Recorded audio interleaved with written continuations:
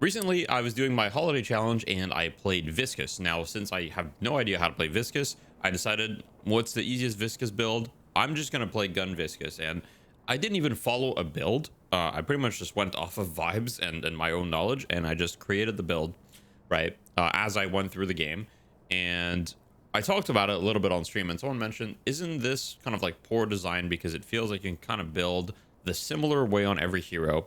And of course, there are differences. There are different things to be solved within weapon build. But I wanted to talk today about some of the problems with, the weapon category in the shop, and talk about the different components of the weapon system and why this may or may not be problematic. I don't really have solutions for these, but hopefully you can use this knowledge to then apply it to your own gun builds or just your understanding of the game. And maybe the devs can see this and also perhaps think about how they could, maybe change the weapon investment category so that these problems are not as big as they are. Now, as we get into it, I'm getting ready to leave to see my family for Christmas. So Merry Christmas to all of you guys. I hope you guys spend a wonderful time with your family. And if not, I hope that this can bring you a little bit of distraction as well. Let's get into it. So if you spent any time watching Deadlock streams, you've probably seen Wander, who kind of makes a lot of builds. Like, for example, he's kind of known for his Ivy build. And if there's one thing that you can know about Wander, and let me just show you guys the Ivy build so we can see it, is that a lot of his builds are kind of the same thing. Now, with the Ivy build, he's had to get a little bit creative, but he pretty much builds the exact same way on almost every hero. It's almost comical, right? Because he'll pretty much left to right the same exact items, no matter what hero he's playing, and he's always going to be a gun build, and it's always going to be the same items. Now, why is it that you can do that, but on spirit builds or other builds, it feels like there's a little bit more item diversity? I believe that a big cause is the investment categories, right? So I'm going to explain a little bit what I mean, but my first argument, and let me go to the whiteboard to fully illustrate this, but my first argument here is going to be that in the three investment categories, right? If you look at these investment categories, vitality, spirit, and weapon, the vitality category, you can't buy an item to make your investment better, right? Like, there is no item that increases your base HP. The only thing that you can do here to increase your base HP, actually, like, it doesn't even scale off your base HP anymore, right? It's just flat HP. So there's really nothing you can do. Before, you could get golden statues, which made your vitality investment even better. But now, since it's just flat HP, you can't interact with the vitality investment in any meaningful way, right? So you just buy the items that you need. There's no items that are favored by the fact that the vitality investment gives you flat HP, because no items scale off of flat HP. The only item that does is Colossus, and it doesn't scale off of flat HP. It scales off base HP, which is different. Now, in Spirit here, there's only one item that scales with your Spirit investment, right? So if you get to the maximum investment here, 28k, 101, obviously, once you're there, the item that makes the most sense to buy is Boundless Spirit, because it gives you 15% Spirit power. Now, there are no other items in the game that give you a percentage spirit power, right? So Boundless Spirit is inherently favored by this system. But other than that, every other item is kind of like, exists beyond the system, right? You don't have to concern yourself too much with, like, okay, how am I going to optimize my damage output considering that the spirit investment gives me spirit, right? You don't have to really consider that. You just buy the spirit items that are good for your build. Now, it's a little different with weapon investment because there are many interactions with the weapon investment category. And I'll talk about that a little bit in a second. But the first thing to understand is that the weapon investment gives you a stat that is widely available in the shop, which is weapon damage, right? There's a decent amount of items that give you weapon damage. And the way that scaling your weapon damage works in this game is there's essentially three pillars, right?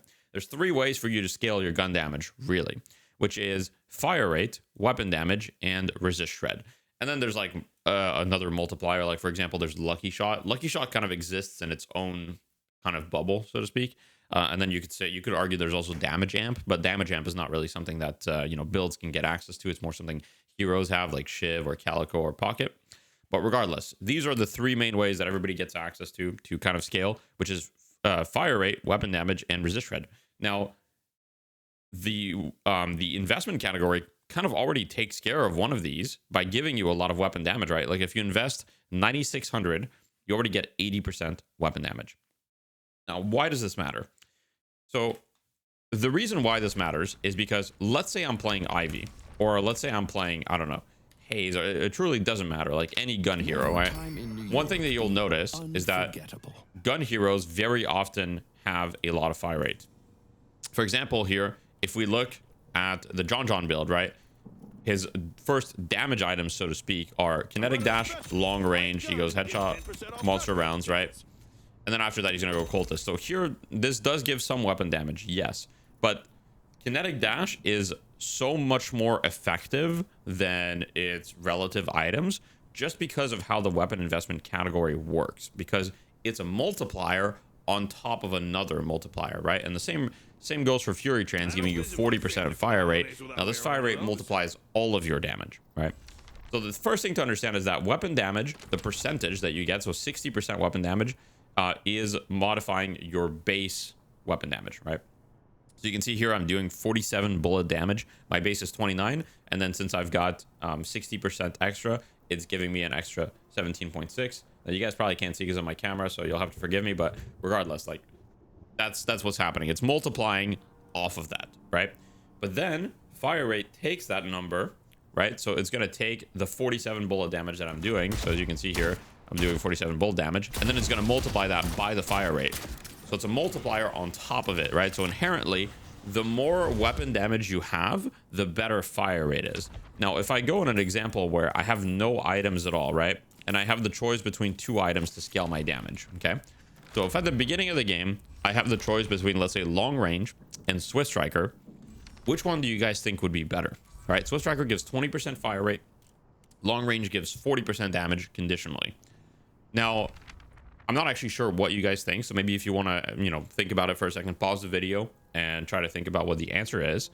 But if you have no items, the answer is going to be long range. And the reason why it's going to be long range is just because you don't really have enough weapon damage for Swift Striker to be better yet. However, if we do the same exercise, but I have, let's say, 4,800 invested in gun, so let's say I buy 3 gun items, doesn't really matter, okay? Now I have 4,800 invested. Now, what's better, Swift Striker or long range?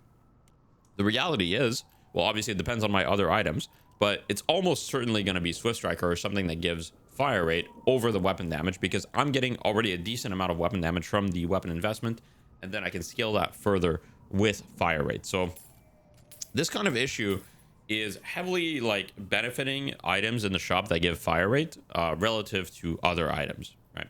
So for example, you might see on a lot of gun builds, right, that long range and opening rounds are just not that popular, right?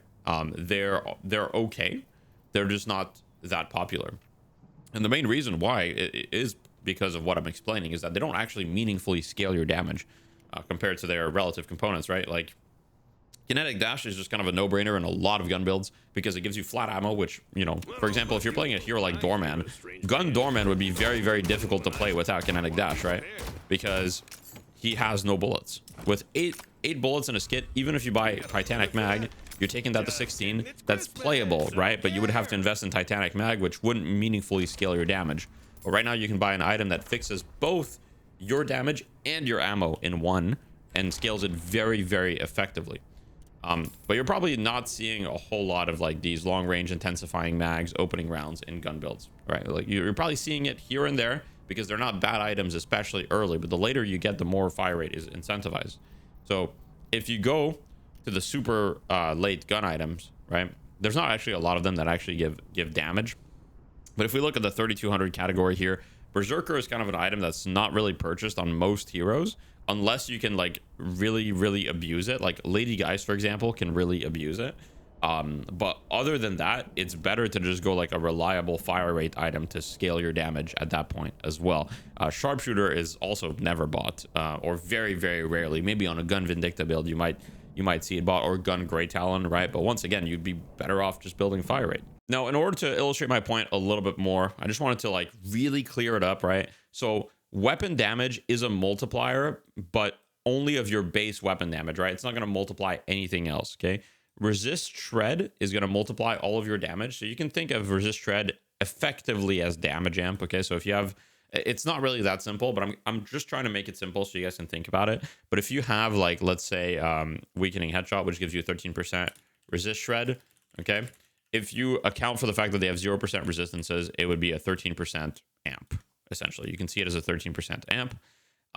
And fire rate here is a multiplier based off of your weapon damage, right? So the more weapon damage you have, the better fire rate is relative to it, which is why it's a problem because, as I said before, the weapon investment category gives you weapon damage, thus incentivizing you to buy fire rate more, making itemization a little bit more boring. Why does it make it a little more boring? Well, let's imagine I'm playing Doorman, or I'm playing, I don't know. Let's say I'm playing Grey Talon. Right, I think this Grey Talon's a good example. And I want to do a cool Rain of Arrows build, okay? And I'm like, you know what? I just really want to do like huge damage, but in short, like with very few bullets, right? So I want my bullets to hit hard, but I don't want to do like, I don't want to shoot very fast. So you buy all the damage items. Let's say you buy opening rounds. You know, you kind of go for like a one-shot build, right? You go for like express shot or something, glass cannon, and you build all of these, right? The problem is that obviously this is an Abrams in the training range, so I'm probably going to kill him very quickly, but it would just be so much more efficient to buy fire rate that it is kind of killing the diversity in gun builds, because there really is no reason to go for this, because I should just be building a little bit more fire rate and my damage would be like tremendously higher, like tremendously. It wouldn't even be close. So that's my main problem with it. I wish it would be possible to go for like a more, hey, I'm not going to shoot fast, but my gun is going to do a ton of damage. And technically it is possible. You can buy those items and you can try to make it happen. But obviously Deadlock is played within systems, and those systems incentivize players to go for one thing or another. And right now the current system is incentivizing players to go towards fire rate. Now, here's an example of kind of exactly what I said, which is, okay, in example one, let's say you have a base DPS of 100, and you have 0% weapon damage, 0% fire rate, 0% resist shred, so you don't have any items really, right? And then you buy 40% weapon damage, that's a 40% DPS increase, okay? If you then buy another 40% weapon damage, you would have been better off buying 40% fire rate if you could. Now, obviously, the cost of 40% fire rate compared to 40% weapon damage is not the same. So for anybody watching this video, it's true that, you know, they've tried to balance the shop with that in mind to an extent, but you always get to a point where fire rate is absolutely necessary in your build in order to do any meaningful amount of damage. Okay. So like once you have one of these stats, the others become more desirable, you know, and since the investment category gives you one of the stats by default, this means that fire rate and resist shred are by default more desirable than weapon damage in the shop, which makes the weapon damage items just kind of really underbought, in my opinion, at least at a top level. So now that we have this knowledge, how should you apply this to your own gun builds? Okay, well, gun builds are honestly pretty simple to solve. Depending on your hero, the first thing that you have to look at is, okay, what is my ammo situation like, right? Do I need some sort of ammo solve? Now, depending on your mag size, the main ammo solves are Titanic Mag or Kinetic Dash. Now, if your mag is really, really low, for example, if you're a Doorman, then it makes a ton of sense to buy Kinetic Dash. And you can pair it with Titanic Magazine as well if you would like. And there's a little tech that you can do where you can start reloading. So I'll do that again just for you guys. So if you start shooting, let me just sell Titanic Mag so that it's obvious here. But there's a little tech that you can do where you can actually get way more ammo than you reasonably should. Now, as you can see here, I have like a ton of ammo, like way more than I should. If I buy Titanic Mag, my max ammo will be 16. However, if I start reloading, so if I Kinetic Dash, oh, sorry, I did it wrong. If I start reloading and then I Kinetic Dash before it ends, it'll reload my entire mag size. And then as you can see, I'll have 31. So this is a little Kinetic Dash trick that you can do to have basically have infinite ammo on any hero, really, which is pretty stupid. I don't think Kinetic Dash should be balanced this way. I hope that they rework Kinetic Dash, because it makes the fact that they tried to balance Doorman with a small ammo size basically irrelevant, because it's super easy to solve. But that's the first thing you have to solve in any gun build, is like you have to be able to shoot your gun. So these are the most common solves: is Kinetic Dash, Titanic Mag. Now that you've solved that, right, usually you don't really have to worry too much about weapon damage itself. Most people are going to go Cultist, because Cultist gives you weapon investment, and on top of that, it helps you farm. I've talked about it in my recent podcast episode. Feel free to check it out. But basically, the thing about Cultist is that when you buy it, it gives you 800 souls, like basically instantly. So the cost of Cultist is kind of irrelevant, because you're getting weapon investment from it.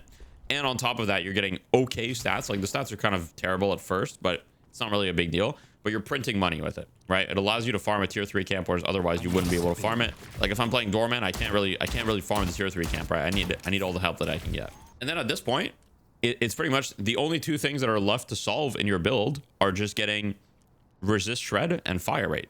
So the most common types of resist shred are hollow point and bullet resist shredder. Now the reason why these are bought more than the others is because these apply against neutral enemies and objectives. So if you're pushing a walker, this is going to help you. If you're doing mid boss, these are going to help you. If you're doing the jungle, these are going to help you. Whereas an item like weakening headshot will not help you in those situations, but it does build into crippling. So weakening headshot is still good, just to clarify. It's just not the best because it doesn't apply against neutrals or buildings. And then once you have, okay, so you've got your shred here. So you've got hollow point and bullet resist shredder. Hunter's aura is also a viable option, but like I said, it's not really great against buildings because it only applies one stack. So it only goes -8. So it's pretty bad. And then once you have this, well, pretty much all you have to do is just get glass cannon lucky shot every time, because lucky shot is a multiplier over all of your damage, right? So lucky shot is just a like 1.27 times multiplier over your damage, I believe. And glass cannon gives you weapon damage and fire rate once you get the stacks, right? The reason this item is bought in a lot of gun builds is because this item gives you both things that you need. Oh, not both things, but it gives you fire rate still, right? So the other option to glass cannon would be spell slinger if your hero can use it. The problem with spell slinger is like getting up the stacks, but if your hero can get the stacks easily, then spell slinger scales your damage like crazy, especially if you're a hero like Wraith. Obviously you're not going to buy like glass cannon on a hero like Wraith. I'm talking here mostly purely gun builds. I'm not talking about the Infernuses, the Wraiths, etc. that do hybrid. I'm talking about you just want to shoot your gun and do a bunch of damage, right? And that's pretty much it. Like if you look at the John build, it's close enough, right? Obviously there's green items that I didn't talk about, Fury Trans being a great way to scale. Like if you look, Battle Vest and Fury Trans are both just items that give you fire rate, right? Like that's literally it. And then the other green item that he buys, Shocker, also gives fire rate, right? So he's literally just scaling his fire rate through green items, getting the green investment and getting tanky through it. But that's really all it is. I don't want this video to be too long, and I know that it was a little bit all over the place. I just wanted to give you guys a little video for Christmas. Hopefully you guys learned something about weapon investment. Basically, you know, I just wanted to run you guys through the ideas of building weapon, why fire rate is better than weapon damage, and why I think that that's a problem in the current shop. And I don't like the current weapon investment, and I didn't like the previous vitality investment that was percent HP because it favored heavily bruisers that had large base HP. So I like the new change. And so I hope that they'll find a solution to the weapon investment. Usually I have suggestions to give to the developers for this, but honestly, the weapon investment, I'm kind of stumped. I'm not really sure how to fix it. I don't really have any suggestions. So if you guys have any suggestions, feel free to post them in the chat. Maybe the developers will see this and maybe they can take inspiration from you guys. Once again, Merry Christmas, guys. Happy New Year if there's no video by then as well. And I hope you guys have a great day. See ya.